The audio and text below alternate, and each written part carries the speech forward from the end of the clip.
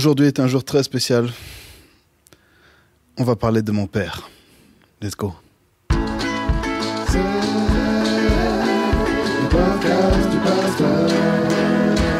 C'est le podcast du pasteur avec le pasteur Tito Muchebele, votre hôte, et je vous salue tous. J'espère que vous allez bien, que vous passez une bonne semaine et que le Seigneur est présent dans votre vie.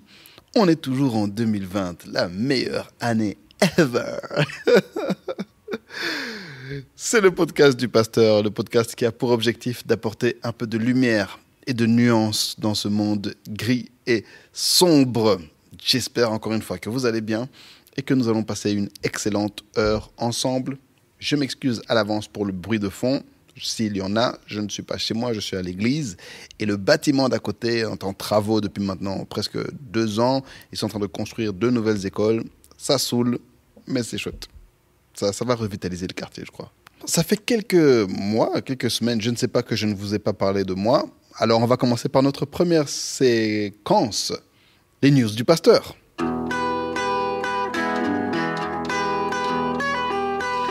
Alors je viens tout d'abord avec une excellente nouvelle. Une super nouvelle. La meilleure nouvelle depuis des mois. C'est la rentrée scolaire. La rentrée scolaire. Ok, si vous êtes un jeune, un ado, vous ne comprenez pas. Si vous êtes un parent, vous comprenez exactement de quoi je veux parler. Je ne pense pas que Dieu nous a créés pour passer tellement de temps avec nos enfants. Les enfants, c'est chouette. Franchement, les enfants, ils donnent la joie. Les enfants, ils donnent envie de vivre. Les enfants, ils donnent du peps, etc. Mais on n'est pas censé passer tellement de temps avec eux. Et les grandes vacances, surtout après 4 mois de confinement, c'était long. Oh, c'était long. J'aime mon fils. J'aime ma fille aussi. Ils sont fantastiques. Franchement, ce sont les meilleurs. Mais, non, ces gens peuvent te rendre fou. En fait, il y a des matins, ils se réveillent. Je bois du thé. Il fait froid ici à l'église. Il y a des matins, ils se réveillent et je crois qu'ils se disent, OK, aujourd'hui, ce type-là, en tout cas, et cette femme, aujourd'hui, ils vont voir de quel bois je me chauffe. Aujourd'hui, voilà. Je crois qu'il y a des jours, ils se réveillent aussi. C'est aujourd'hui, en fait, je vais faire ce que je veux. Vous comprenez? Like, y'all can't do. Like, qu'est-ce que vous allez me faire? Hein? Vous n'allez pas me taper? Ou bien vous allez peut-être un peu me taper. Vous n'êtes pas des malades, donc voilà. Et quoi? Qu'est-ce que vous allez faire? Je fais ce que je veux, et puis quoi? Hein? Et puis de toute façon, voilà, je vais faire ce que je veux. Et si vous me punissez, vous m'aurez puni, cool. Mais entre-temps, j'aurais fait ce que je veux. Donc, il y a des jours comme ça, du matin au soir, il fait juste ce qu'il veut. T'es là, Caleb, non! Et puis, il renverse un verre de lait à la fraise sur le lit. Enfin, des trucs farfelus. Et c'est fatigant. Alors, merci Seigneur pour les enseignants, merci pour l'école, ça reprend. Il y aura un pic de productivité dans le foyer Muchebele 2 et je remercie le Seigneur pour ça. Je remercie le Seigneur pour sa grâce. Je remercie ma femme d'avoir contribué au gardiennage de notre enfant. Je remercie les anges de l'avoir protégé pour toutes les fois où il a tenté des sauts complètement farfelus, toutes les fois où il a couru, essayer de traverser la rue tout seul pour attraper une pierre, ou des choses ridicules, des choses farfelues. Et vraiment, merci Seigneur pour ça. Courage à tous les parents, que l'année continue. Courage aux professeurs. Cette année d'école scolaire, cette année scolaire dans la distanciation sociale. Je ne sais pas comment ils vont se débrouiller, mais en tout cas, force à eux. C'est pas mon travail. Enfin, ça l'était, mais plus cette année. Une autre nouvelle, mais là, c'est une nouvelle beaucoup moins cool, beaucoup moins fun. J'enregistre ce podcast le 31 août, ce qui fait que ça fait 1 an et 2 jours que mon père est décédé. Il est allé retrouver le Seigneur après une longue maladie du foie. C'est toute une longue histoire et tout un long témoignage. Et ça a été un week-end de souvenirs, un week-end dur en émotions, lourd en émotions. Je dirais même une semaine, parce que c'était à chaque moment, tu commences à te rappeler, ce jour arrive. Étrangement, quand le jour est arrivé, j'étais, ouais, quelle belle journée, la. Alors que la veille et le lendemain, c'était,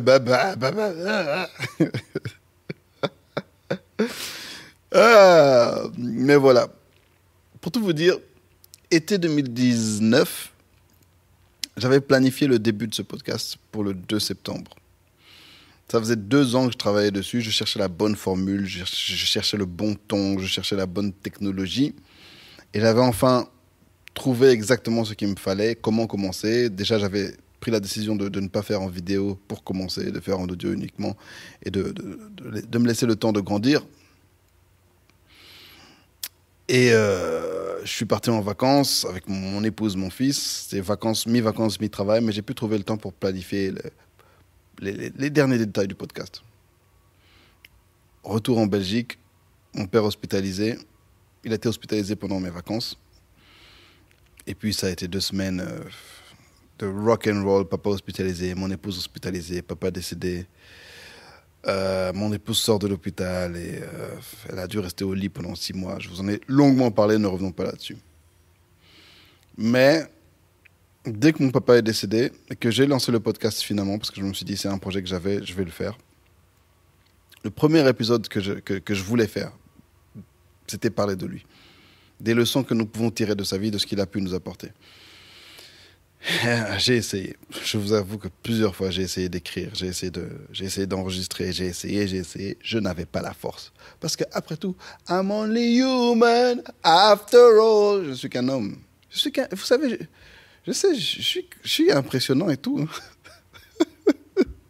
Mais je suis qu'un homme et j'ai des sentiments. Et, voilà, par rapport à tout ce processus de deuil, du deuil de mon père et des deuils successifs, j'essaie de me laisser un peu d'espace et de la grâce et de ne pas forcer, de ne pas essayer de paraître un super humain alors que je suis qu'un petit papa, un petit monsieur.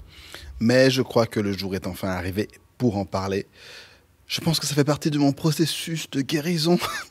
Désolé, je rigole, hein. Je suis triste et tout. Hein, mais il y a des trucs qui me font quand même rire, voilà, je suis désolé. Oh. Désolé, oh.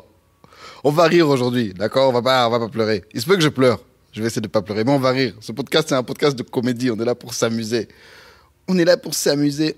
On est là pour s'amuser. On est là pour faire la fête. Je sais même pas c'est quelle chanson, mais ça me passe par la tête. Je sais que ma mère chantait ça, je sais pas pourquoi. Je crois que ça vient de moi, soit peu importe. Voilà. Donc aujourd'hui, on va parler des quelques leçons tirées de la vie de mon père. J'espère que ça va vous aider. Pour ceux qui l'ont connu, j'espère que ça va vous rappeler qui il était. Pour ceux qui ne l'ont pas connu, j'espère que ça va vous inspirer. Restez connectés jusqu'au bout. C'est parti.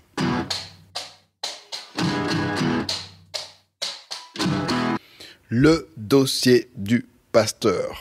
Et aujourd'hui, le dossier, c'est les leçons apprises de mon père. Je vais parler du caractère de mon père, du genre de personne que c'était et des leçons qu'on peut tirer de sa vie. Bien entendu, ce n'était pas un homme parfait, mais il a accompli tellement. Et c'était quelqu'un de tellement bien. Je ne sais pas comment vous expliquer. Mon père était quelqu'un de tellement bien.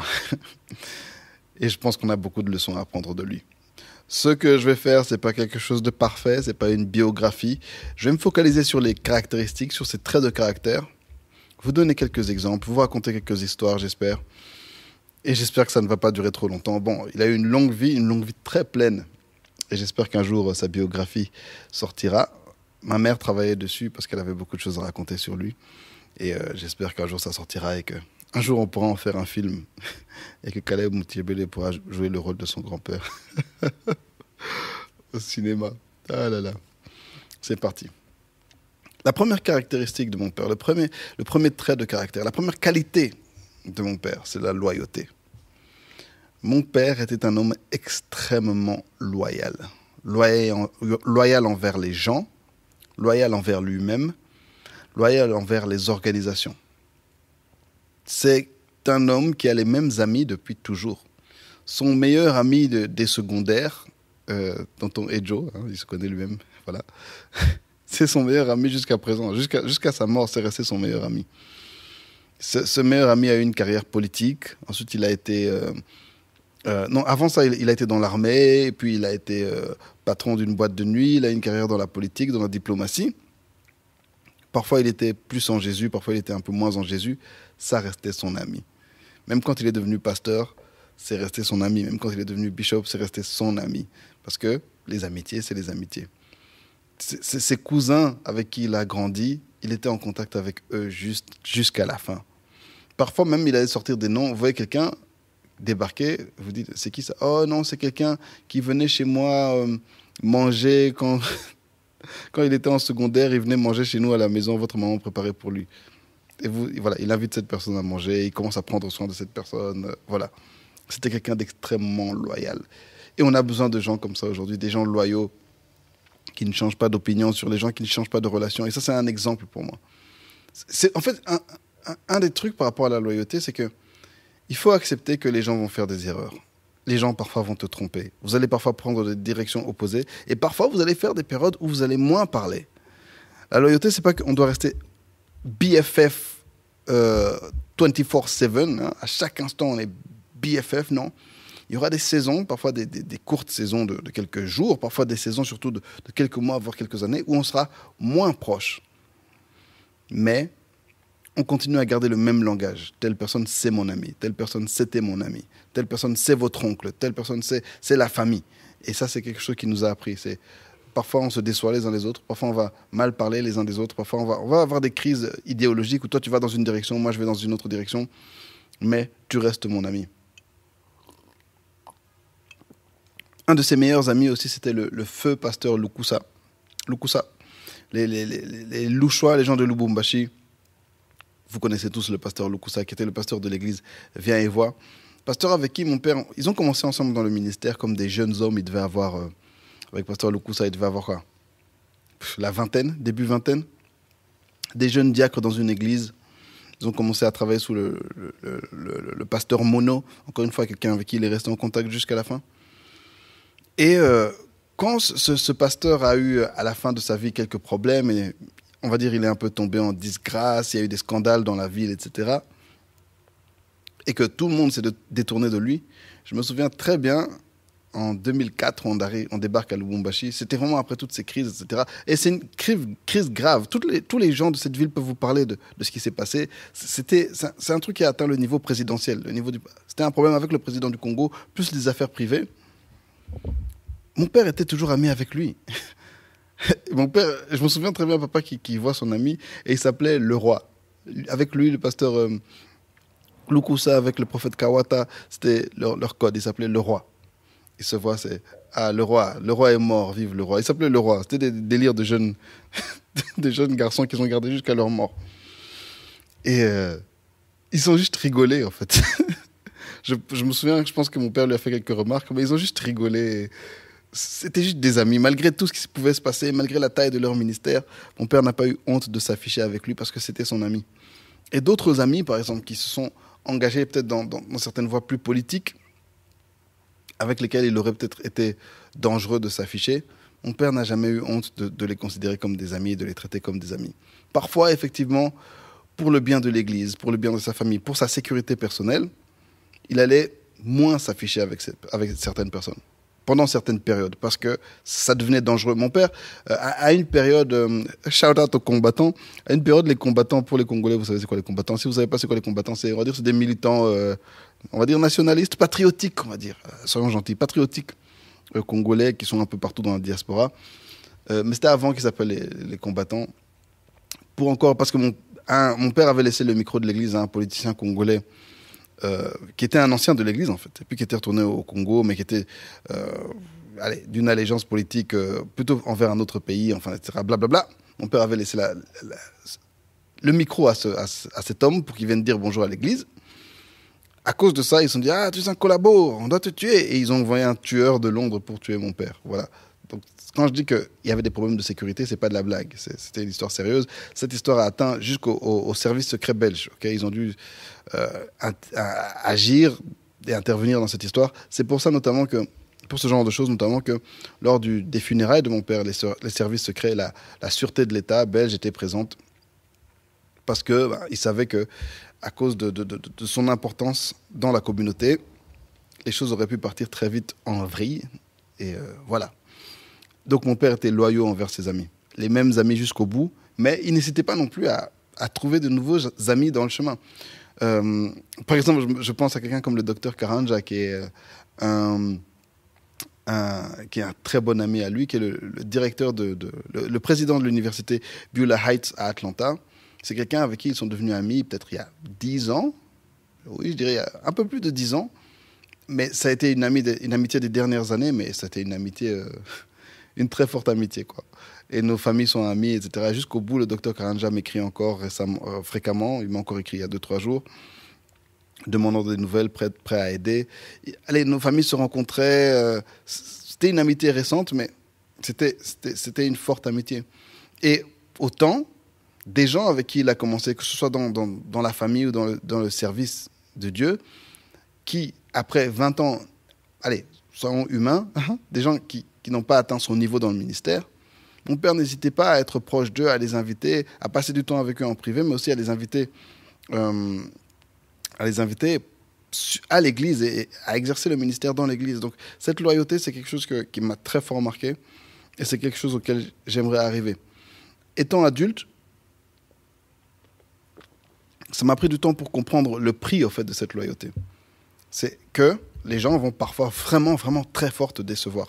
Soit qu'ils vont mal parler de toi, soit ils vont te faire des coups. Il y a des gens qui ont fait des coups très sérieux à mon père, que ce soit financièrement, que ce soit en termes de réputation, que ce soit en termes de... Allez, tu es mon ami, mais tu vas t'associer à des gens que tu sais pertinemment me détestent et me veulent du mal, me font du mal depuis des années. Mais malgré tout, arriver à rester loyal, continuer à dire que c'est mon ami, c'est fort. La loyauté, très important. Deuxièmement, la vision. Mon père était un visionnaire. Le bishop Martin Muchebele Lukanda était un grand visionnaire. Et plus le temps passe, plus les années passent, plus je deviens adulte, plus j'avance dans le ministère, plus j'avance dans la vie, plus je réalise à quel point mon père était loin et voyait loin dans la vie et dans le futur. Autant par rapport à l'église, le ministère, autant par rapport à la famille, à la vie privée, c'était quelqu'un qui voyait très loin. Par exemple, notre église, le bâtiment de notre église, c'est quelque chose qu'il avait vu il y a très longtemps. Et nous en a parlé pendant des années avant qu'on puisse finalement l'acheter, avant qu'on puisse finalement s'installer.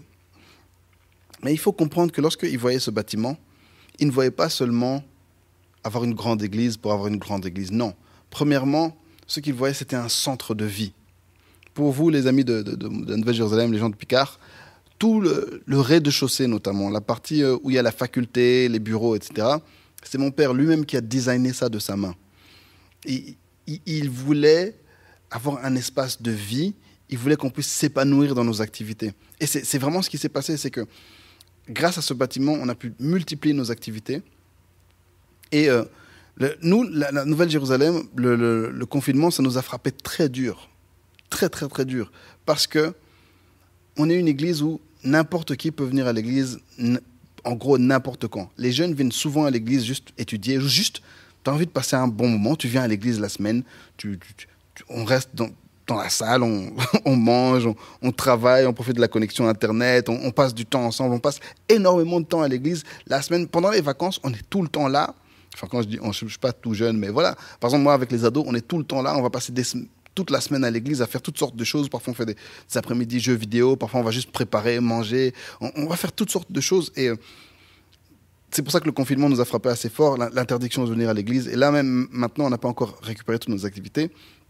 Parce que ce bâtiment et cette vie communautaire était la vision du bishop. Il voulait une église qui puisse s'épanouir et faire toutes sortes d'activités.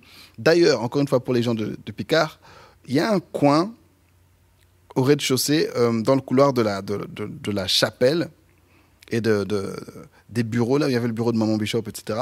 Il y a un espace avec un peu de place comme ça. Ça, c'était un centre de vie que le bishop avait imaginé. C'était un lieu où on pourrait passer du temps,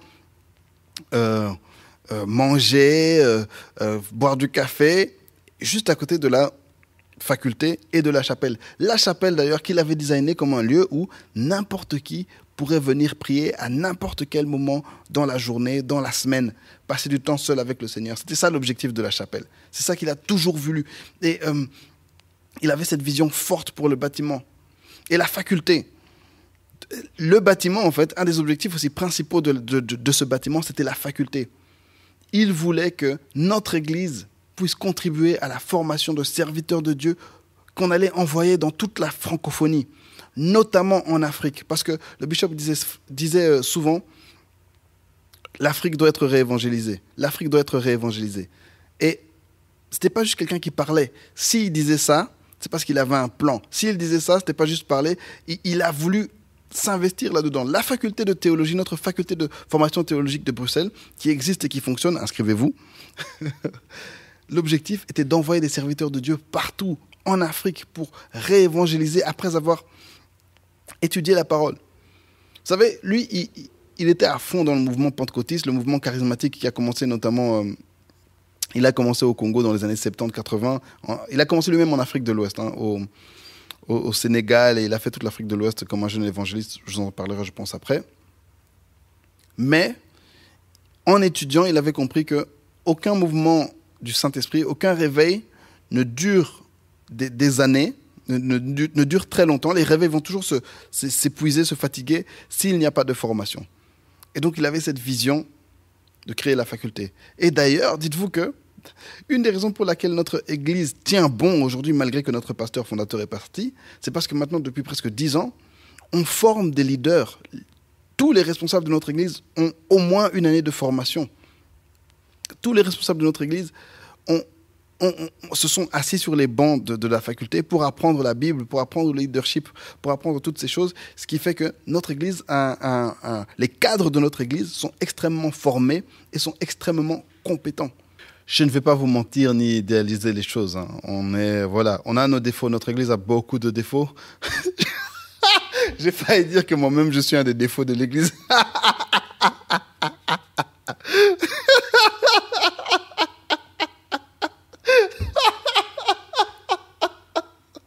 Ouais, non, je suis très chaotique. Et une des qualités de notre Église, c'est la vivacité, où on est très vif. Mais un des défauts, c'est que, elle permet un peu à des agents un peu chaotiques comme moi de s'épanouir.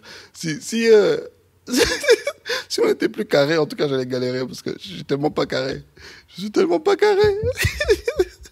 Allez, littéralement, juste avant d'enregistrer ce podcast, je me suis dit, il y a un événement que je veux organiser demain. J'envoie les textes, allez, on va faire ça demain. Demain, tout le monde vient. Allez, on peut pas faire ça. Il faut avoir un calendrier, faire les choses à l'avance. Moi, non, demain. Venez demain. Mais à part moi, les autres leaders sont carrés. Non, bon, Bana Picard, vous savez très bien. On va pas commencer à laver les linges sales ici. C'est pas pour ça qu'on est là. Vous aussi. Pourquoi vous voulez me provoquer, m'entraîner dans des histoires comme ça? Je sais, il y en a d'autres aussi. On connaît nos gens. Oh, c'est quelle bouche. En fait, je sais bien. Le truc, c'est ça. Je sais, alors que je vous parle, je connais mes gens. Je sais comment vous êtes. Je sais ce que vous allez penser. Ah, mais lui, là, on n'est pas là pour ça. Restons concentrés. Oh, vous aussi. On est là pour parler de Bishop. Pauvre Bishop. Oh. Donc voilà, c'est un visionnaire. Quelqu'un qui voyait les choses loin dans le futur et qui prévoyait loin à l'avance. Par exemple, je me souviens, bêtement pour la faculté, on avait déjà occupé le bâtiment pendant des années et ce couloir, on l'utilisait à notre guise. Et puis un jour, non, vous ne pouvez plus utiliser ce couloir, c'est pour la faculté. On a, c'est quoi la faculté? Et là, on a compris, en fait, non, depuis le début, l'objectif avait toujours été la faculté. Et vous n'aviez rien compris. Et récemment, j'avais trouvé des notes, après le décès de mon père, j'avais trouvé des notes qu'il avait laissées au sujet de son plan pour l'église, en fait. Et c'est fou de se dire que, waouh, il avait planifié tellement de choses pour... quand je parle de l'église, je parle du bâtiment, pour ce bâtiment. Et d'ailleurs, on n'a pas encore accompli tout ce qu'il avait désiré pour cette église. Et on doit y travailler parce qu'il y a des bonnes choses, des très bonnes choses. Et même pour sa vie personnelle, sa vie privée, c'était aussi un visionnaire. Par exemple, le fait qu'il ait étudié la théologie lui-même, avant même de lancer la création de la faculté, il a fait la théologie au début des années 90. Ça lui a pris des années parce qu'il faisait ça. Il allait faire ça en Amérique, donc il faisait quelques mois, quelques semaines par an. Et puis il revenait en Belgique, et puis il allait étudier, il revenait. C'était de la vision, sachant qu'un jour, il allait être président d'une faculté, sachant qu'un jour, il allait recevoir aussi son propre doctorat. C'est de la vision. Pour nous, ces enfants, une phrase que je dis souvent, c'est que moi, j'ai pas été... moi, j'ai été engineered. Je ne sais pas comment traduire ça en français. C'est que j'ai été planifié. C'est dans le sens où mon père, par exemple, pour ma vie, il y a des choses qu'il a vues que moi, je n'ai pas vues. Et il a mis les graines en moi et il m'a dirigé dans des directions que je ne réalise qu'après qu'il l'ait fait. Pour tout vous dire, il y a même des choses que j'ai réalisées par rapport à ma vie après son décès. Et j'ai réalisé, oh, en fait, il m'avait déjà placé sur cette voie, il ne m'a jamais rien dit, il m'avait placé dessus, il avait mis tous les éléments entre mes mains, et c'était à moi de comprendre, en fait, ce qu'il avait planifié pour moi. Même, par exemple, tout le fait que tout mon travail dans les médias, je me souviens, quand j'étais jeune, quand j'étais encore un ado, déjà, la première personne à avoir placé une caméra entre mes mains quand j'avais 10 ans, c'était mon père. C'est un truc de fou, je ne sais pas si vous réalisez. C'était, je crois que est-ce que j'avais 10 ans? Je crois que j'étais un peu plus âgé. C'était le premier concert de stand-up, je crois que c'était en 95, le groupe stand-up en 95. J'ai filmé ce concert avec la caméra de mon père et c'est lui qui avait mis cette caméra entre mes mains, vas-y, filme. Et de là, tout ce que je fais sur YouTube, tout ce que j'ai fait dans les médias, j'ai été responsable de l'audiovisuel de l'église pendant, je pense, une dizaine d'années, je sais plus vraiment, une dizaine d'années, oui, 2003, 2013, 2014. Et tout ça a commencé parce que mon père a mis une caméra entre mes mains. Quand j'étais ado, je me souviens, un jour, il est parti en Amérique, il est revenu avec une carte graphique très spéciale comme ça. Et il l'a installée sur l'ordinateur. D'ailleurs, ordinateur que lui-même m'avait acheté. Un jour, je suis juste arrivé à la maison, il y avait un ordinateur. Et puis quelques années après, il y avait cette carte graphique. Et ça m'a permis de faire plein de trucs. Et sans dire, en fait, c'était sans faire de grands discours. Toi, mon fils, tu vas faire ceci, toi, mon fils. Non, non, non, simplement, il met un truc sur mon chemin. Le fait que, allez, vous voyez, maintenant, les lives que je fais avec mes frères, avec mes sœurs les vendredis soirs, comment on est des chanteurs vraiment chevronnés, de musiciens, voilà. Ou bien tout le fait que mon église, il y a tellement de musiciens à l'église, dites-vous que, premièrement, mon père nous a placés à l'académie de musique. J'ai détesté mes années à l'académie de musique. J'ai détesté ça. J'aimais la batterie, mais je détestais l'académie. Et il nous a forcés. Enfin, moi, en tout cas, on a vraiment dû me forcer. Je suis d'ailleurs le seul dans ma famille à avoir échoué une année. Oh. Vous savez, c'est quoi grandir dans une famille où tout le monde a réussi quelque chose? Vous êtes beaucoup d'enfants. Tout le monde a réussi. Toi, tu es le seul à avoir échoué. Est-ce que vous savez ce que ça fait à la psychologie d'un individu? C'était dur. Soit, ce n'est pas le sujet du jour. Pasteur, tu es distrait. Oh. Donc voilà, il nous a mis à l'académie. Et il ne faut pas s'étonner si, 25 ans plus tard, voilà, il a des musiciens enfants et il a des petits-enfants musiciens. Et que, aussi, quelques années plus, en nous mettant à l'académie, il avait fait passer le message aux autres parents, mettez vos enfants à l'académie. Certains l'ont fait. La première génération a eu un peu du mal, mais les nouvelles générations, maintenant, je vous assure que dans notre église, il y a plein de jeunes adultes et surtout, il y a plein d'ados qui ont fait l'académie, qui savent jouer d'un instrument. Et ça a eu un effet reproductif. Pourquoi? Parce qu'il a eu une vision.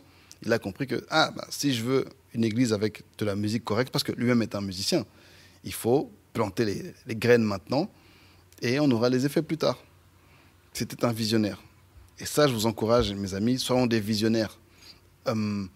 Planifions les choses, demandons au Seigneur une vision, planifions les choses, semons des graines, investissons dans toutes sortes de champs et 1, 2, 3, 5, 10, 15, 20 ans, 30 ans plus tard, vous allez voir les effets. C'est quelque chose que j'ai pu voir dans ma propre vie.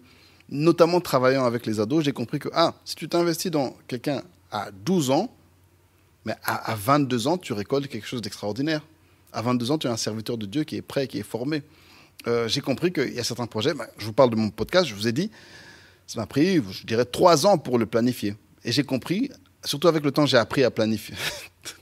J'ai appris à mieux planifier. Planifier, c'est encore compliqué, mais j'ai appris à ne pas juste lancer un projet, calculer les ins et les outs, je ne sais pas comment on dit ça en français, les tenants, les aboutissants, évaluer, voir si ça colle, voir un peu le planning, calculer la charge de travail, voir un peu quel coût ça va me demander pour faire ça, analyser un peu le secteur et puis me lancer. Mais ça demande de visionner la chose, d'avoir une vision. Il y a 3 ans, je me dis, waouh, ce que je veux, c'est avoir un podcast. Mais encore une fois, dites-vous aussi que le podcast n'est qu'une étape pour arriver à quelque chose. Donc, il y a des années, longtemps avant, je me dis, je veux arriver à ça. Alors, à un moment, je me dis, OK, qu'est-ce qui me permet d'arriver à ça? Ceci. Qu'est-ce qui me permet d'arriver à ceci? Cela. Et donc, il y a tout un escalier qui se déroule devant moi et je suis en train de monter les différentes étapes. C'est un long hustle.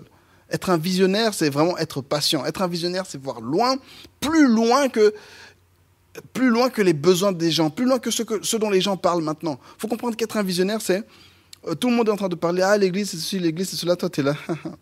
En fait, l'église c'est autre chose. Et c'est quelque chose que vous pouvez même pas encore vous imaginer. Et c'est voir bien plus loin que les besoins, bien plus loin que les tendances, bien plus loin que la mode, et arriver à créer et proclamer des choses qui n'existent pas encore dans le monde. Et c'est ce que je vous encourage à être, des visionnaires. Soyons des visionnaires. Yes. Mon père, le Bishop. C'est vrai que je l'appelais aussi Bishop. Hey Bishop, ça va? Hey, salut Bishop, ça va? Et c'est seulement après sa mort que j'ai réalisé, enfin, je n'ai pas réalisé, mais je me suis rappelé que, en plus d'être le bishop, en plus d'être le pasteur, c'était mon père. Et maintenant, quand je parle de lui, j'écris souvent papa. C'était mon papa. C'était vrai, c'était le père de beaucoup de gens, c'était le pasteur de beaucoup de gens, le bishop de beaucoup de gens. C'est vrai qu'il était beaucoup de choses pour beaucoup de gens. Mais moi, c'était juste mon papa. Enfin, non, c'était pas juste mon papa, c'était aussi mon pasteur. Il faut aussi m'engueuler pour ça, mais c'était mon papa. Et c'était un super papa. Un papa farfelu aussi parfois, mais un super papa. Revenons à nos moutons. Et à la vision, il y a une autre qualité qui était super importante, c'était l'excellence. L'excellence. À la vision s'attache l'excellence. Tu veux arriver quelque part, tu dois te donner les moyens pour y arriver. Et tu dois refuser les raccourcis, tu dois refuser la médiocrité. Et sa vision, elle était pour plus que lui. Sa vision dépassait sa famille. Sa vision, elle visait le peuple noir, notamment les Congolais, les Africains de la diaspora et aussi du pays. Il avait une vision pour son peuple, il se considérait comme un berger pour son peuple. Quand Dieu l'avait appelé ici en Belgique, il lui avait dit « Regarde, c'est un peuple sans berger, sois ce berger ». Et il a voulu nous amener à un niveau d'excellence. Encore une fois, let me brag on my church. Laissez-moi un peu frimer au sujet de mon église. Un jour, il s'est passé quelque chose. Hein. J'ai tellement ri ce jour-là. Oh, Bana Picard, vous êtes là. Si vous êtes là, s'il vous plaît, lâchez-moi un commentaire. Vous n'aimez pas commenter mon podcast. Commentez. Lâchez un commentaire si vous êtes là. Un jour, j'étais un tout petit peu en retard à l'église. Depuis quelques années, depuis le mariage, j'ai développé une petite mode d'être en retard à l'église. Il faut que je change. J'essaye. Hein. Non, j'ai changé. Maintenant, je change. Il faut que je change. Je suis trop en retard ces temps-ci. C'est pas bien. Le retard, c'est un péché. J'arrive à l'église un tout petit peu en retard. Et quand il y a un problème de parking à notre église et dans le quartier et tout, je suis devant l'église dans la Mercedes. C'est une Mercedes de l'église, celle de mon père, mais je roulais avec. Et je suis garé devant l'église. Et puis je vois une voiture garée devant moi, une en face. Et je regarde en fait les 4 voitures qui sont garées devant l'église, c'est 4 Mercedes. J'ai rigolé. Je me suis dit, les gens de la Nouvelle-Jérusalem, vraiment. Donc c'est ça, c'est Mercedes sur Mercedes. Et ce qui est marrant, c'est que parmi les Mercedes, il y avait une, c'est une jeune fille qui a la vingtaine, une, c'est une maman, l'autre, c'est un papa. C'est différentes Mercedes de différents niveaux. Mais non, on est une église où les gens ont des Mercedes. C'est pas qu'on est une église de riches, c'est pas qu'on prêche, je sais pas quoi. Non, c'est juste que le bishop lui-même, il avait un certain standard d'excellence. Il a prêché aux gens, vous pouvez avoir une vie d'une bonne qualité. En fait, vous devez comprendre d'où on vient pour comprendre où on est.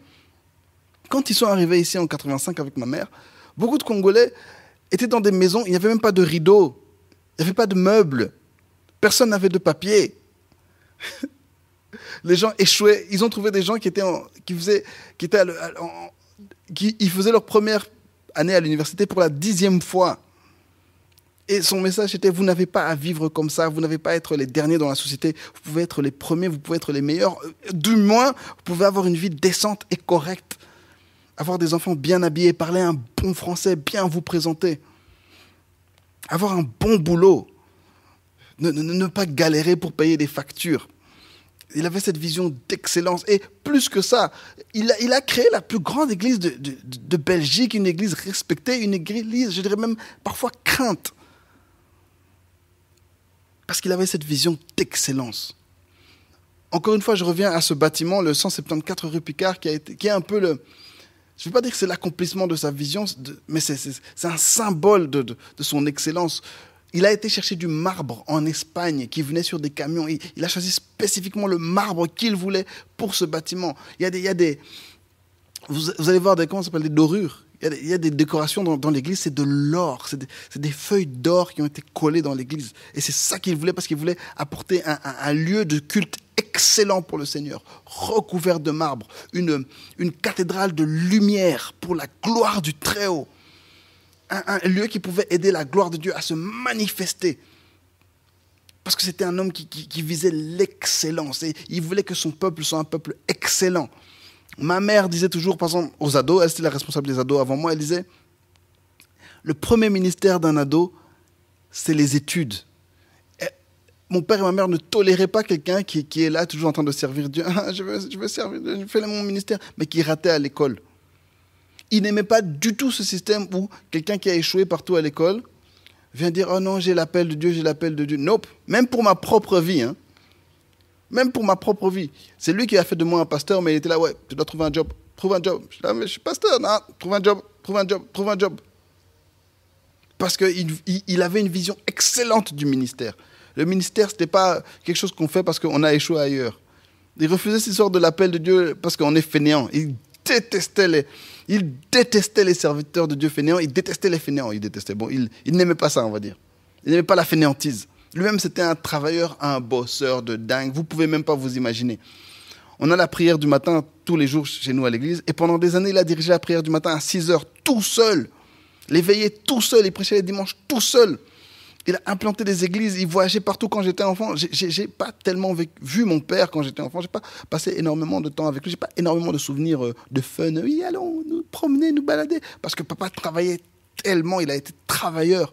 Parce qu'il avait une vision excellente et il voulait arriver à l'excellence. Les études, il poussait tout le monde dans l'excellence. Les gens qui travaillaient avec lui, proches ou lointains, il voulait de l'excellence dans le ministère. Il s'attendait à l'excellence dans le ministère. Il s'attendait à l'excellence dans tout. Dans la vie de famille, dans la vie privée, de l'excellence, au travail, de l'excellence. D'ailleurs, comment est-ce qu'on évangélise la Nouvelle-Jérusalem? Est-ce que vous êtes déjà posé la question, comment la Nouvelle-Jérusalem évangélise? Est-ce que vous avez déjà vu des campagnes d'évangélisation de la Nouvelle-Jérusalem? Non. Comment est-ce que la Nouvelle-Jérusalem évangélise? Évangélisation de proximité. C'est-à-dire, sur ton lieu de travail, dans ta famille, tu es excellent. Tu es excellent. Et là, les gens viennent vers toi. Qu'est-ce qui fait que tu es si excellent? Et là, tu te dis, oh, c'est Jésus. Viens, je vais te montrer. Et là, on te ramène à la Nouvelle-Jérusalem. Tu entres dans un lieu excellent, au milieu de gens excellents. Tu dis, ok, oh oui, je veux rester ici. Cette vision a des défauts. Hein? Mais voilà, avec ça, on n'a même pas besoin d'aller dans la rue. Venez, Jésus, Jésus. Non, toi-même, ton excellence fait de toi un moyen d'évangélisation par excellence. Wouh! Ça, c'est mon papa. Waouh! L'excellence. Il a fait toute une série de prédications sur le thème. Je ne sais pas si elles sont sur YouTube, c'est bien possible. Ce qui m'avait aussi poussé à enregistrer une chanson avec les Invincibles sur le thème l'excellence. C'était un thème qui était essentiel dans la vie de mon père. Une autre qualité de mon père, c'était la miséricorde. Il a beaucoup prêché là-dessus ces dernières années. La miséricorde. Et en ça, je vais parler de l'amour, la bonté, le pardon. Ouf, ok, ça va être dur de parler de ça, mais on va y arriver. On va y arriver, on va y arriver. On va y arriver, pasteur, saisis-toi. Mon père avait une aura de bonté autour de lui. Il était tellement bon, tellement d'amour, tellement de patience, tellement de pardon, tellement de bonté. Il avait un regard tellement bienveillant. Quand il est parti, une des choses qui m'a manqué, c'était sa voix. Et beaucoup de gens ont ce témoignage où parfois tu arrivais dans son bureau, ou bien tu arrivais à la maison, ou bien tu le voyais, tu t'es dépassé parce qu'il y avait telle ou telle situation dans ta vie. Il allait juste dire une parole et tu allais te calmer. Parce qu'il y avait une telle bonté, une telle bienveillance dans sa voix. Tellement plein d'amour. Tellement plein d'amour. Et juste être dans sa présence, ça te calmait, tu sentais que tu étais vraiment avec ton père. Et ça, je le dis pour moi-même, mais je le dis aussi pour tellement d'autres gens qui m'ont donné des témoignages à ce sujet. À l'époque, par exemple, quand il travaillait encore à la Gécamine et qu'il était plein aux as, quand il avait beaucoup d'argent, quand j'étais un tout petit enfant, des gens de l'église me disaient qu'ils venaient à son bureau. il n'avait pas encore de bureau de pasteur, mais il avait un bureau d'entreprise. Et les gens venaient à son bureau pour demander de l'argent. Certains étudiants qui payaient leur loyer ou payer des minervales. Ils venaient le voir, ils venaient demander des conseils. Et il les recevait dans son bureau et il leur donnait ce dont ils avaient besoin. Plein de bonté. Je vous assure qu'il avait une aura. Tu lui parlais, tu sentais que je suis en train de parler à un humain, je suis en train de parler à un papa. Et il faisait tellement de bien autour de lui. Après sa mort, tellement de gens sont venus me parler. Oh, ton père avait fait ça, ça, ça pour moi. Je suis là. Oh non, je ne savais pas. Ah, Bishop, c'est comme ça. Dans sa famille, il a fait tellement de bien. C'était le dernier frère, mais il a pris soin de tous ses grands frères, de leurs enfants. Il a pris soin d'eux. Malgré tous les problèmes qu'ils ont pu avoir, il a pris soin d'eux. Il prenait soin des gens. Il a fait tellement de bien autour de lui. Les gens qui l'ont accueilli, que ce soit à Atlanta, que ce soit au Congo, que ce soit en France, tout le monde peut vous témoigner comment le bishop leur faisait du bien. C'était quelqu'un d'agréable. C'était agréable d'être autour de lui. C'était agréable de voyager avec lui. C'était agréable. Tous ceux qui ont déjà fait les voyages de la Nouvelle-Jérusalem, hein, que ce soit à Los Angeles, que ce soit quel voyage on a déjà fait avec le bishop, que ce soit les voyages à Orlando, les assemblées générales, voyager avec le bishop, allez, comment. C'était tellement fun. C'était tellement, tellement fun. Il était tellement bienveillant. À cause de ça aussi, il avait parfois du mal à sanctionner les gens. À l'église, parfois, quelqu'un allait faire quelque chose de mal. Il avait du mal à sanctionner. Et ça, j'avoue, je crois que je comprends avec le temps. En fait, c'est aussi parce que, foncièrement, c'était quelqu'un d'assez dur à la base. Et je suis aussi comme ça. Et que si on doit se laisser aller à notre penchant naturel qui est la dureté, on va devenir très dur. Alors on a tendance à aller dans l'autre direction où on devient trop mou, trop pas assez dur, on laisse un peu trop aller. Mais j'avoue que c'est mieux ça que trop de dureté. Ah, tellement de miséricorde. D'ailleurs, on n'a jamais terminé les travaux dans notre église de Bruxelles parce que,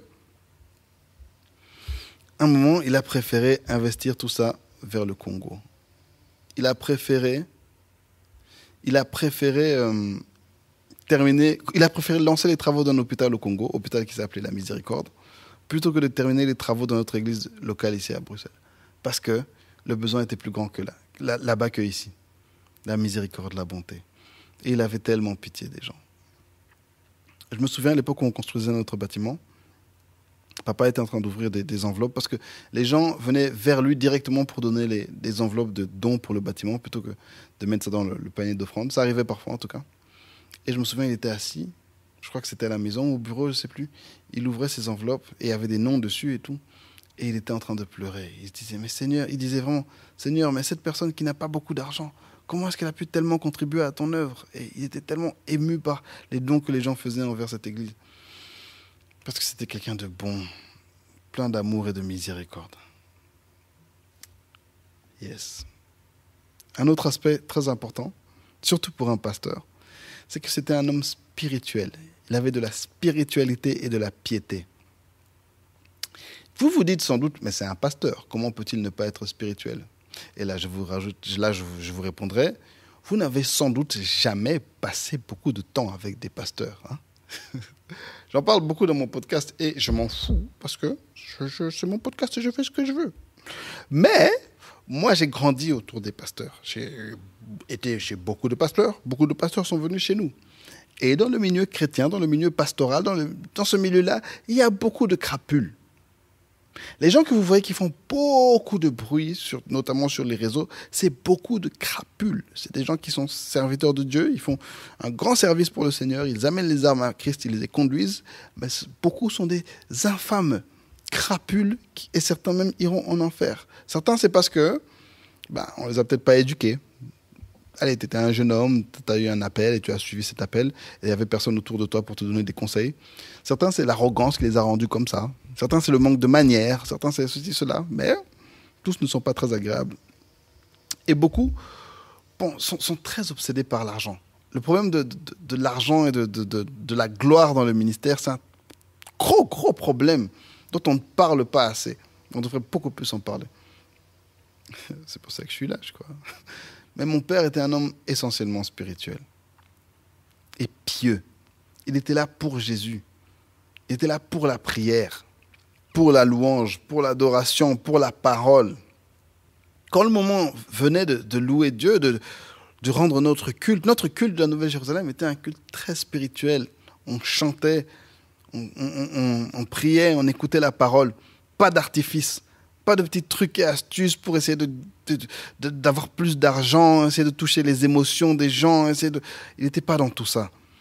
Je vous assure que le milieu chrétien maintenant, et je vise beaucoup les gens qui ont des ministères, les gens qui ont des ministères indépendants, que ce soit des ministères de prédication ou de je ne sais pas quoi, souvent, on va utiliser beaucoup d'artifices pour toucher les gens, pour émouvoir les gens, pour essayer de créer une atmosphère, pour essayer de ceci, blablabla. Mon père n'était pas dans tout ça. C'était Jésus, la parole, la louange, la prière. Notre église est une église très spirituelle. On passe beaucoup de temps à prier. On passe beaucoup de temps à lire la parole. Il n'y a pas beaucoup de choses. On est nul en communication, d'ailleurs, à la Nouvelle-Jérusalem. Faire des affiches pour, venez à notre grand machin, trouver des slogans. Mon père détestait les slogans. Oh, il détestait les slogans. Il détestait voir sa tête sur des affiches. Quand parfois on voulait faire des vidéos de promo, franchement, Bishop, il était nul là-dedans. Il était nul. En fait, il n'était pas motivé. Ouais, papa, on doit filmer une promo. Je dis, j'étais responsable de visuel. Ouais, papa, on a filmé une vidéo de promo pour tel truc, pour la convention, quoi. Est-ce que tu peux... Ah, on doit vraiment faire ça. Comment il aimait pas ça? Lui, c'était pas ça son délire. Lui, c'est, venez, on va prier. Venez, prions. même ses livres, il a créé des livres. Pas de promotion. C'est aussi un défaut, hein, parce qu'à un moment, il faut de la promotion pour arriver à atteindre un public, hein. Parce que c'est bien de faire quelque chose de bien, mais si les gens ne savent pas que c'est là, ça craint. Mais il était tellement focalisé vers le travail, tellement focalisé vers la piété, vers la spiritualité, que tout le reste, c'était juste pas son délire. C'était un homme très spirituel, connecté au Saint-Esprit. Ah là là, on a besoin... Nous, les pasteurs, allez, arrêtons les artifices, arrêtons le blabla, arrêtons les slogans. Vous allez voir, mon père, par exemple, c'était quelqu'un qui surfait très peu sur les vagues. Vous devez comprendre que moi, par exemple, qui ai maintenant 30 ans, plus de 30 ans à l'église, il y a des tendances. L'église, c'est comme toute autre chose. Il y a des modes. Hein. Il y a des modes. À un moment, la mode, c'était par exemple la prière de Jabez. Oh, étends mes limites. À un moment, c'était la mode. Les chansons, les prédications, c'est la prière de Jabez. À un moment, je sais pas, certains ont connu peut-être c'était quoi le rire, la bénédiction de Toronto, ça s'appelait. À un moment, les gens commençaient à rire. Quand ils étaient touchés par le Saint-Esprit, ils commençaient à rire. Il y a eu toutes sortes de tendances, ça venait, ça allait. Mais mon père n'a jamais été dans ces tendances. Oh non, voici le nouveau truc. Non, il n'a jamais eu de tendance. Voilà, maintenant, il y a des pasteurs nigérians qui font ceci. Oh, maintenant, on va prêcher sur ceci, cela. Non. À un moment, la tendance, c'était le combat spirituel. Et croyez-moi, mon père vivait le combat spirituel, il connaissait tout ça. Mais il n'est jamais entré dans la tendance parce que c'était la mode. Oh, et un truc qu'il détestait. Encore... Je me souviens quelques semaines, je pense, avant sa mort. Quelqu'un lui disait, oui, mais Bishop, on devrait commencer à organiser tel type de réunion à l'église parce que les gens demandent ça et ils vont dans d'autres églises pour vivre ça. Et je me souviens très bien, papa avait répondu, si notre église est basée sur le fait d'essayer de plaire aux gens ou de faire ce que les autres font, de copier les autres, on est perdu. On ne va aller nulle part.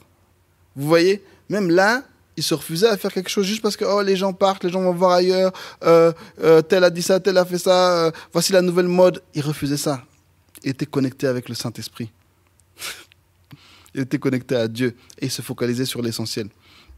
Et ça, c'est aussi un point que j'aime vraiment, vraiment beaucoup dans mon église. On est très focalisé sur l'essentiel. Même, hein, je vous assure, parfois c'est un défaut aussi. Hein. On devrait parfois faire plus de pub, plus de bruit sur les choses que nous faisons, mais tu viens à l'église, tu rencontres le Seigneur, tu pries, tu chantes, tu écoutes la parole, tu rentres à la maison. Il n'y aura pas de zigzag, pas de blablabla, on ne va pas te distraire avec des histoires. Oh, voici notre programme de 100 jours. Nous allons essayer. Oh, je sais pas. J'aime pas ce que les gens font, en fait, j'en sais rien. Mais on est focalisé sur l'essentiel.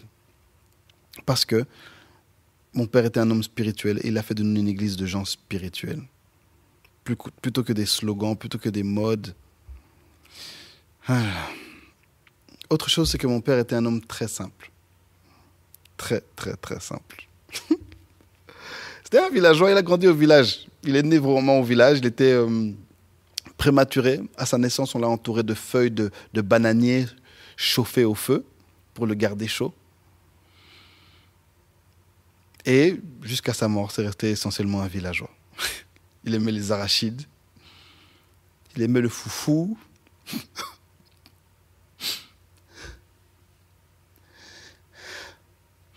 Pardon. Il aimait les choses simples. Il aimait passer du temps en famille. Il aimait aller manger au restaurant. Il aimait rigoler avec ses amis. Il aimait venir à l'église, s'asseoir à l'église. Même, même des réunions qui ne le concernaient pas. Il aimait les réunions. Il aimait son église. Il aimait passer du temps à l'église. Venir s'asseoir simplement. Quand il savait qu'il y avait un culte à son église, que ce soit culte des jeunes, culte des femmes, vous allez toujours le voir un moment assis dans la salle. Parce que, pas pour surveiller, hein. Il n'allait même pas faire de remarques, il n'allait pas demander le micro ni quoi. Il venait simplement pour passer du temps dans l'église avec Dieu, avec le peuple de Dieu. C'était un homme simple. Il aimait juste rigoler, il aimait être heureux. Un homme simple. Il allait compliquer la vie à personne. Notre église, c'est une église très simple. Tout ce qu'on fait est simple. On est des gens simples. Malgré les Mercedes, malgré tout ça, malgré le marbre. Hein.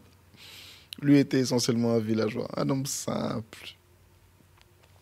Et on a besoin de gens simples. Dans ce monde complexe des influenceurs d'Instagram où tout doit être parfait, tout doit être brillant, tout doit être donner une apparence de ce qui est faux. Non, c'était un homme simple. Très, très, très simple. Mais malgré ça, c'était un homme classe. Il avait beaucoup, beaucoup de classe. Papa avait beaucoup de classe. Il s'habillait très classe. Il était toujours classique. Il n'aimait pas non plus les tendances dans la mode. Il s'habillait classique. Un style très simple.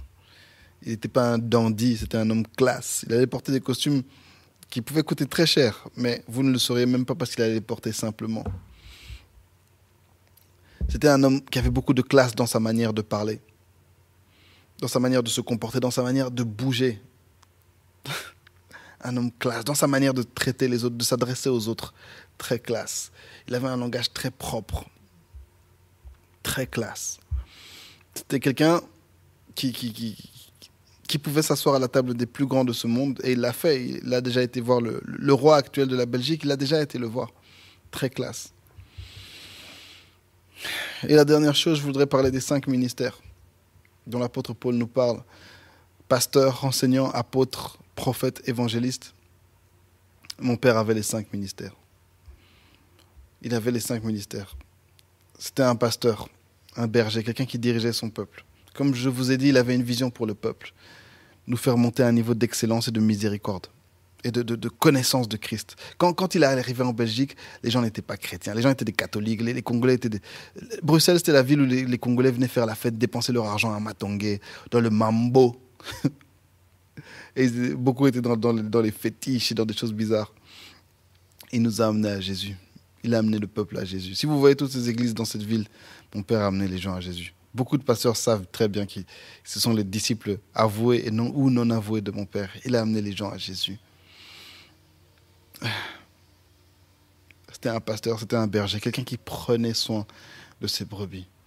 Autant qu'il le pouvait, il voulait prendre soin des gens personnellement. Mais il avait aussi confiance dans ses collaborateurs. Et ça, c'était super parce que c'était vraiment génial de travailler avec lui dans ce sens où, si tu acceptes la liberté, si tu es à l'aise dans cet environnement, il nous laissait carte blanche, en fait, pour faire ce qu'on voulait, en gros. Et c'était super. C'était aussi un enseignant. Oh, la parole de Dieu. S'asseoir et écouter mon père parler de la parole de Dieu, c'était un délice. Allez sur YouTube, écoutez ses enseignements. C'était un délice. Bon, pour ces dernières années, je vous conseille d'accélérer, mettre la vitesse de vidéo à 1.25 ou 1.5, parce qu'il parlait très lentement à la fin. En fait, c'est sa maladie qui était en train de le ronger depuis des années. Ça l'avait ralenti. Mais c'était un enseignant de la parole. Il nous a amené Jésus, il nous a amené la parole de Dieu. Pas d'artifice, pas de théorie. Pas de théorie, pas des trucs venus de je ne sais où, oh, maintenant les pasteurs américains parlent de ceci. Non, la parole de Dieu. Et ce qui est fort avec quelqu'un comme ça, qui est focalisé sur la parole de Dieu, c'est que c'est dur à réfuter, parce que tout ce qui vient directement de la parole et de Jésus. C'était un apôtre. Et un truc avec l'enseignement de la parole de Dieu, c'est que C'était un prédicateur. À la base, c'est un prédicateur. Quelqu'un qui sait prêcher, quelqu'un qui sait mettre le feu, qui sait toucher les cœurs. Mais plus le temps avançait, plus c'est devenu un enseignant. Quand tu écoutais le dimanche, tu venais apprendre quelque chose. Tu venais à l'école. Tu venais avec ton carnet de notes et tu notais. Et tu relisais tes notes et tu les apprenais.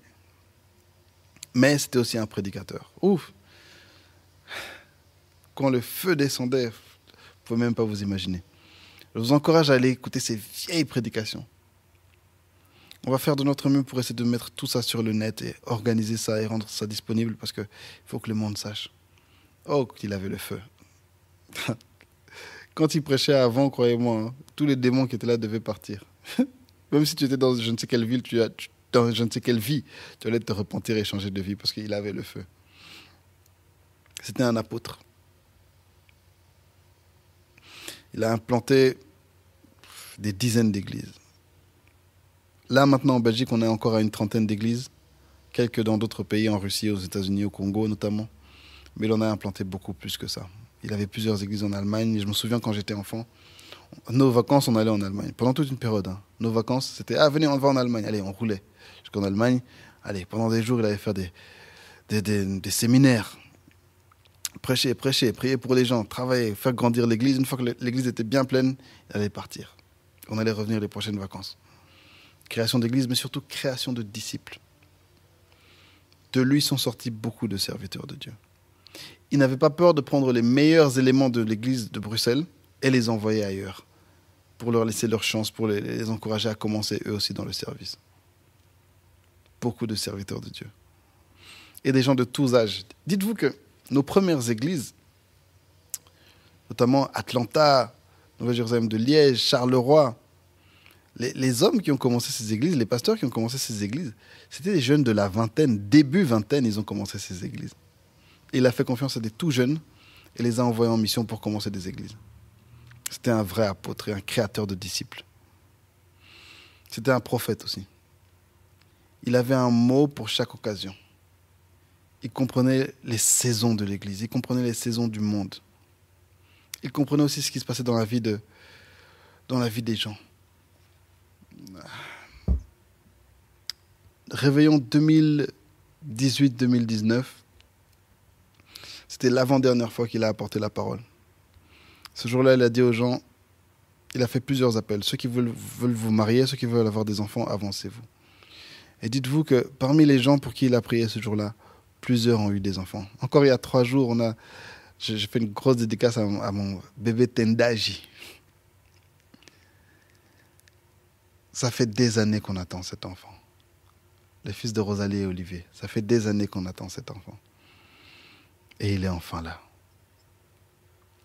Il a prophétisé et les enfants sont arrivés. On a nos jumeaux aussi, les enfants de Noël et Shirley qui sont arrivés. Et d'autres sont en train d'arriver. Il a prophétisé. Sur beaucoup de gens, il a dit des paroles qui se sont réalisées. Je me souviens personnellement, stand-up, quand j'ai repris le groupe avec Gaylor, on était en 2007. On a travaillé comme ça pendant quelques années, mais on n'était pas très satisfait de ce qu'on faisait. Un réveillon, j'ai demandé au bishop, est-ce que tu peux prier pour nous, s'il te plaît? Il a prié pour nous et il a prophétisé, vous irez dans les nations pour aller chanter. Dans le monde, vous irez pour prier, pour exercer le ministère, pour chanter et tout. À ce moment-là, je me suis dit Amen, mais ce n'était pas du tout dans la vision. Je ne voyais pas comment ça se faisait. Je ne voyais pas comment on allait faire. J'y ai même pas pensé, en fait. Pour tout vous dire, cette prophétie, je l'avais mise de côté. Je me suis focalisé sur la musique, sur la formation des chanteurs. Mais le jour venu, un jour, on avait une église brésilienne qui était dans notre bâtiment. On les accueillait. Et ils organisaient un événement pour les jeunes, une soirée pour les jeunes. Ils nous ont invités stand-up pour chanter. C'était une toute petite église. À cet événement, il y avait une vingtaine de jeunes, je pense. Mais on s'est dit, bon, venons. On est venu, on a chanté. C'était très fun. On s'est vraiment bien amusé ce soir. Et puis un pasteur vient, il dit voilà, je suis le pasteur de l'église, la pasteur de l'église vient nous présenter quelqu'un. Il dit voilà, c'est mon frère. Il est bishop au Brésil et il aimerait vous inviter au Brésil pour chanter. Et je dis là, oh, ok. Tout frais payé. Ok. Bon, au final, ils n'ont pas payé nos billets d'avion, mais c'est de ma faute parce que je n'ai pas confirmé et tout. Mais ils ont payé toute la tournée sur place, logement, nourriture, déplacement et tout. C'était super. Et comme ça, c'était la première étape vers notre tournée internationale. Et tout ça est venu d'une prophétie du bishop. des années avant. C'était un évangéliste. Son ministère a commencé dans l'évangélisation, quand il avait 20 ans. Début des années 70, au Sénégal. Avec sa guitare, il est monté dans des voitures et avec des missionnaires anglais et africains. Ils ont fait le tour de l'Afrique de l'Ouest pour évangéliser dans la rue, chanter Jésus, amener les gens à Christ, dans des pays essentiellement musulmans. C'est comme ça qu'il a commencé son ministère. Et puis il a fait les groupes bibliques universitaires. Il a participé aussi au groupe biblique des hôpitaux. Il a participé au Full Gospel, le ministère des hommes d'affaires du plein évangile, qui sont des ministères essentiellement d'évangélisation. Et même nous ici, comme je vous ai dit, l'évangélisation de proximité. Son objectif, c'était de faire de chaque membre de l'Église un évangéliste dans son environnement. Un évangéliste. Les 5 ministères. Mon père était un homme exceptionnel. J'espère que chacun a eu l'occasion de le connaître, mais j'espère sinon que vous pourrez le connaître au travers de ses prédications, de ses livres, de ses enfants, de ses disciples, de son Église. Si je peux clôturer ce podcast, je veux dire un truc en fait. Ne soyez pas floués par toutes ces qualités que je viens de donner. Ne soyez pas floués par l'homme que vous avez connu les dernières années. Papa n'a pas toujours été le bishop. Avant d'être le bishop, il a été pasteur Martin. Avant d'avoir été pasteur Martin, il a été frère Martin. Il a été père. Avant d'être père, il était mari. Avant d'être mari, c'était un simple homme, un jeune homme. un ado qui un jour avait été acheter un couteau et se cacher dans la rue en se disant « La première personne qui va sortir de ce magasin, je vais le tuer. » Mais il a toujours évolué. Il a toujours été l'homme dont la situation avait besoin. Le frère Martin et pasteur Martin, oh, c'était un homme dur. Oh, j'ai été élevé par un homme dur, vous ne pouvez pas vous imaginer. Qui avait une bouche dure. Si j'avais appelé la police pour certaines choses qu'il m'a dit, en tout cas, et je serais déjà dans des centres d'accueil aujourd'hui. Mais il avait besoin d'être cet homme-là pour nous élever. Quand l'Église s'est stabilisée, il a grandi en sagesse aussi. Ce qu'il a fait aussi pour évoluer dans sa manière de parler, il avait une tantine, une sœur qui avait beaucoup étudié et qui était bien élevée. Et cette sœur prenait des notes de toutes les mauvaises expressions qu'il allait utiliser pendant ses prédications. Elle allait lui tendre ça à la fin du culte et lui disait « Merci beaucoup, sœur ». Et avec les années, il a appris à parler plus proprement. Il a travaillé pour avoir cette classe qu'il a eue. Quand vous regardez ses premières années, il ne s'habillait pas aussi bien qu'il s'est habillé après, mais il a appris, il s'est renseigné, il a lu des livres pour évoluer dans sa classe. Il a étudié pour évoluer en tant que pasteur, en tant que leader. Il a une bibliothèque qui est pleine de livres. Et ça fait des années que je m'inspire de cette bibliothèque. J'essaie de refaire le parcours que mon père a vécu. Et même s'il n'est plus là pour me guider, j'ai encore tous ces ouvrages et toutes ces prédications pour me guider. Ce que je veux dire, c'est que évoluons, grandissons, travaillons pour devenir de meilleurs hommes, de meilleures femmes, de meilleurs époux, de meilleures épouses, de meilleurs parents, de meilleurs serviteurs de Dieu. Soyons la personne dont Dieu a besoin au moment où il en a besoin. Faisons de notre mieux. Et avec l'aide du Saint-Esprit, on peut y arriver. Je remercie le Seigneur d'avoir mis un homme si exceptionnel dans ma vie et de l'avoir connu et d'avoir passé de tellement bonnes années avec lui, avec la famille, avec l'Église. J'ai eu une vie excellente et je remercie le Seigneur pour ça. Je suis sans aucune amertume du fait d'avoir perdu mon père parce que je sais que c'est un privilège exceptionnel que j'ai eu d'avoir eu un père tellement fabuleux. J'espère aussi devenir un jour un très bon père. J'espère que je deviendrai aussi un pasteur aussi génial que lui, un homme aussi bien que lui. Et je vous souhaite de même à chacun. Soyez tous bénis. C'était le podcast du pasteur. N'oubliez pas de liker, vous abonner, partager, commenter. J'ai envie d'entendre ce que vous avez à dire. Il y a le lien pour mon PayPal dans la description. Si vous voulez contribuer à mon ministère, sentez-vous libre. Et aussi, posez-moi vos questions. J'ai envie de savoir un peu plus sur vous. D'accord ? Soyez tous bénis. Je vous aime très fort. C'était le pasteur Tito pour le podcast du pasteur.